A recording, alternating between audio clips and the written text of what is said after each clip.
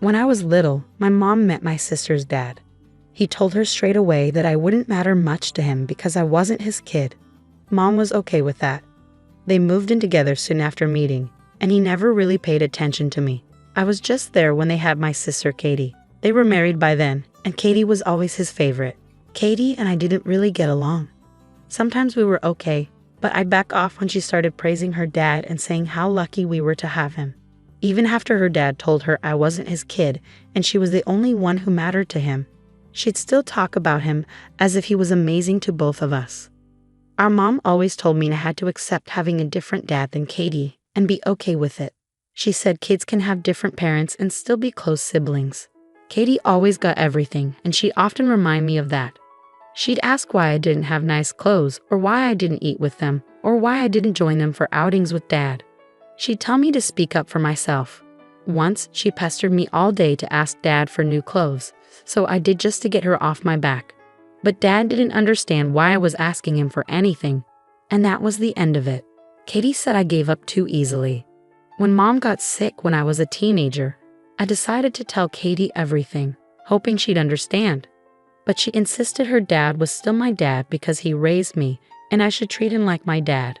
She brushed off everything I said, but she was just a kid, so I get it. I moved out just before turning 18, and then Mom died. It wasn't surprising that I wasn't welcome at the funeral. Katie wanted me there, but her dad made it clear it wasn't my place. Honestly, I didn't feel sad about missing the funeral because I had a strained relationship with Mom. 6 years later, Katie's dad got diagnosed with a terminal illness because he hadn't taken care of himself. I'm 24 now, and Katie's 20. She called me when they got the news, saying we needed to help take care of him. I told Katie I wouldn't do it. She said we couldn't abandon him, that we owed him better than leaving him alone. But I disagreed. I felt like I didn't owe him anything. He never cared for me and even criticized me for not being his kid. I wasn't going to comfort him in his final months. Katie said she couldn't handle it alone. I suggested she let others help her, but I wasn't going to care for someone who treated me poorly when I had no say in the matter. She called me selfish, saying she needed my help because I was all she had. Am I wrong? No, you're not wrong. Katie should know better now, even if she was just a kid before. But your mom made the mistake by marrying this man who didn't accept you. Your mom shouldn't have let someone into her life who didn't care for you. He took away your childhood, and you don't owe him anything. You don't owe your mom anything either. Katie seems self-centered and selfish. Your stepfather mistreated you, and your mom let it happen. It's sad that your mom prioritized finding a husband over your well-being. That part of your life is over now, so don't let Katie drag you back. He made it clear he wasn't your dad, and Katie living in her own world doesn't change that truth. Consider cutting her out of your life for good. She comes across as a spoiled favorite child lacking empathy, maybe even finding satisfaction in your suffering. It's best to disengage and move on. I became a mom 18 weeks ago, but I kept my pregnancy mostly secret, only sharing the news with my husband's parents and my sister. The announcement didn't sit well with my dad, his wife, or my half-sister. For those wondering why I kept it from them, there are 2 reasons. A few years ago, I believed I was pregnant but experienced a loss. I had openly shared the positive test, and when the truth came out, my dad's wife became overbearing.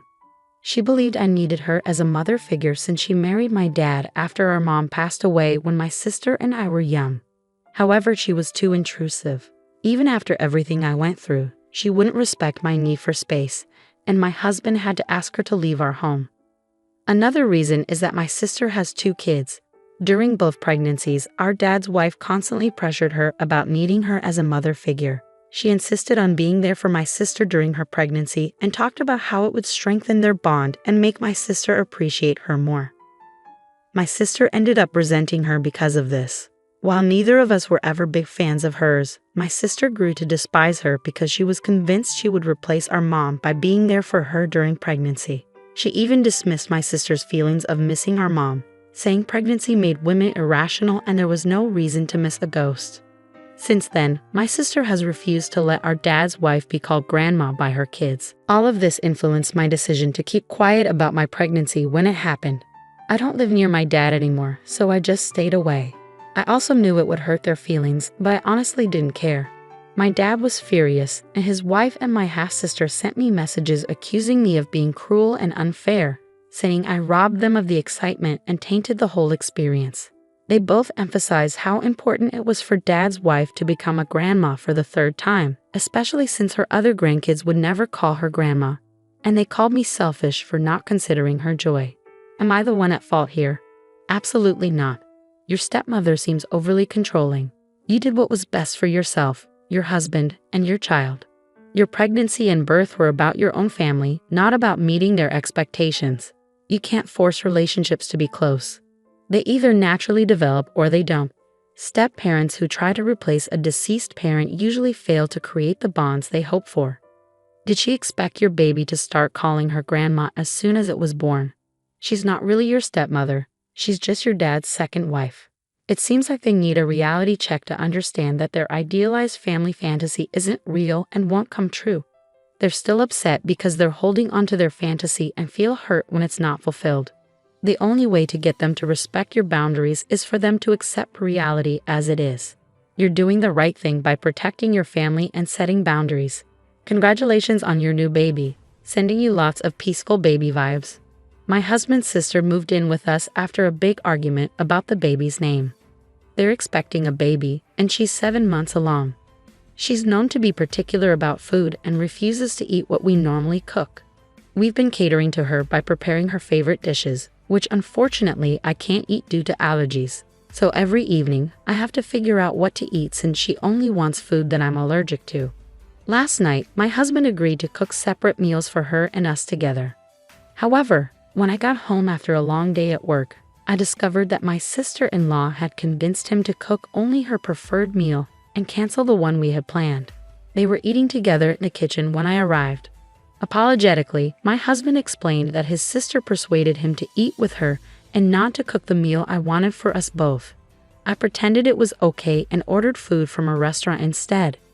After showering and doing some work on my laptop, I returned to the kitchen to find my order on the counter, open and mostly eaten. I turned around to see my sister-in-law standing there, admitting she couldn't resist the smell and had helped herself to the food. I lost my temper and yelled at her, demanding to know why she did that.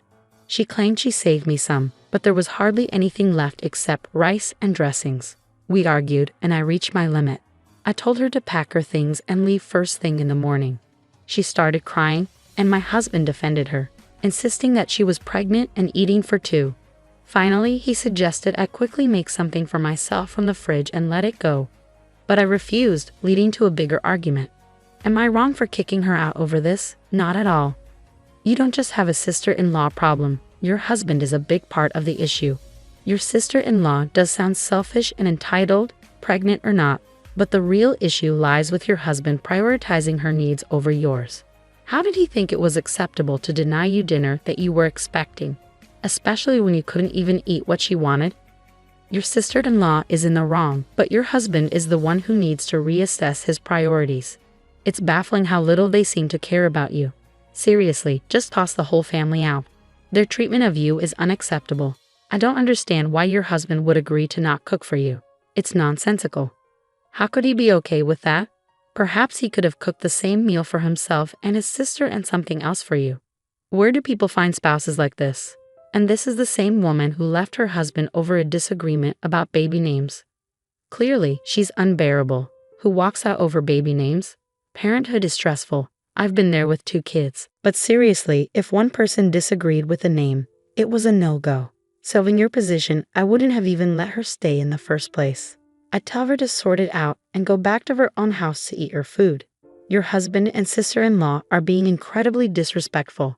If I were you, I'd ask your sister-in-law's husband if you could spend a week at his place since his wife is driving you crazy. I bet both your husband and your sister-in-law would quickly resolve all their fights in Brazil. There's a saying that doesn't quite translate into English but fits perfectly here. The cure for crazy is crazier. The only winner in this situation seems to be your brother-in-law, who's getting a break from all this drama. My fiancé and I recently got engaged and chose our wedding party. My bridesmaids are my 2 closest friends, and his groomsmen are my brothers. One of them is his best friend, and the other is someone he's known for just as long. They've been like big brothers to him. My fiancé has a younger sister who's 4 years younger than him. She's a cancer survivor, and her experience has also shaped their relationship. His parents clearly favor her, showering her with excessive attention and expecting everyone else to do the same. She knows how to manipulate people by leveraging the special treatment she receives. My fiancé has admitted that he sometimes can't stand her. Whenever he refuses her requests, she guilt-trips him by bringing up her cancer or accusing him of wishing she had died. Although he's not estranged from his family, he's not particularly close to them either. He holds a lot of resentment towards his parents, blaming them for favoring his sister and neglecting him during his childhood. He felt overshadowed by her illness and then was expected to treat her like royalty. When we discussed our wedding party, my fiancé expressed his desire not to include his sister. I respected his decision, especially since, to be frank, I have no personal connection to her whatsoever. We've never spent time together or formed any sort of bond. Apparently, she and my fiancé's parents were expecting her to be asked to be a bridesmaid once they heard about our engagement. However, I hadn't planned on inviting her. I had already chosen my 2 closest friends to be bridesmaids. When his parents and sister confronted me about it, I explained that I hadn't intended to include her in the bridal party. They argued that she's family and important to my fiancé. I explained that while she may be important to him, she isn't close to me, and asking me to include her in my bridal party felt inappropriate. They called me foolish and insisted that I should try harder. They even suggested that she deserved a place in the bridal party more than anyone else, and that thinking otherwise made me seem like a bully, especially considering all she's been through. Am I wrong here? You're not wrong, but your fiancé should also step up and express that he doesn't want her in the bridal party. It's a joint decision, and both of you have the right to choose who stands beside you on your big day. It's unfair that you're shouldering all the blame for this when it's a decision you both made together. The parents are crossing boundaries here, and your fiancé should support you in setting limits with them. Consider reducing or cutting contact with them if their behavior persists. It's concerning how they tried to manipulate situations to favor his sister. If you and your fiancé have a child, they might even suggest giving her the baby because she's a cancer survivor. It's crucial to limit their involvement in wedding planning to prevent any unwanted surprises, like her showing up in the same colors as your bridesmaids or wearing a white dress to steal attention. Let your fiancé handle his family. He needs to address this with them. I, a 27-year-old woman, lived with my parents until last week. I have a dog whom I adore. She's been my best companion since I graduated from university. I'm not very social and prefer her company over most people I know. While I've had boyfriends and even a short-lived relationship that ended amicably, I'm just not interested in much beyond my work and my dog. My parents view this as a shortcoming, but I don't.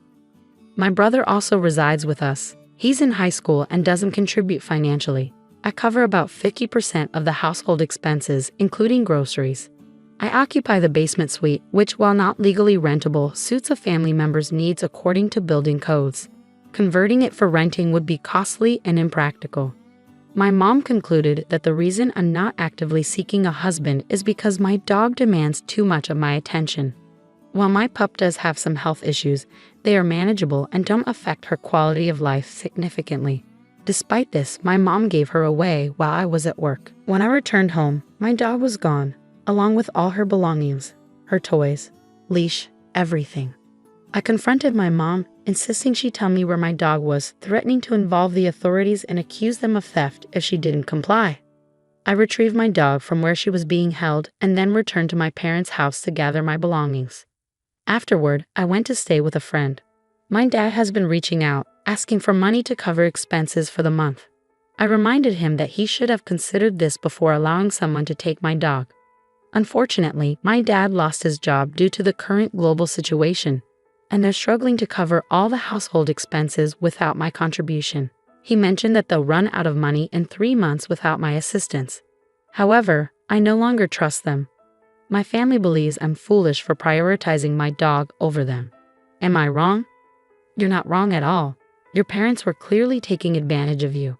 You were paying half of everything, including what should have been market rent for a basement suite that wasn't even up to code. That's unacceptable on so many levels. And that's before they decided to get rid of your dog. They deserve to face the consequences of their actions. Whatever you decide, never give them another penny. I'm relieved that you were able to retrieve your dog and find a safe place for both of you to stay. Perhaps they can consider moving into the basement and renting out the upstairs room. Problem solved. OP. Living with people who steal from you and try to control you is unsustainable. They're solely responsible for the current situation. Everyone should pull their weight and work while you find a place far from them where you and your dog can enjoy life. Additionally, if the mother's concern is that you're not seeking a husband, does she expect you to get married and have everyone live together in your home while you continue to support them financially? Or would she expect you to move out and still contribute as if you were living there? The same issue would arise. Your parents' actions have led to this situation, and at almost 30, it's unacceptable for them to still rely on you financially. They should have considered this before betraying your trust and alienating you. It's not just about the dog, it's about rebuilding trust.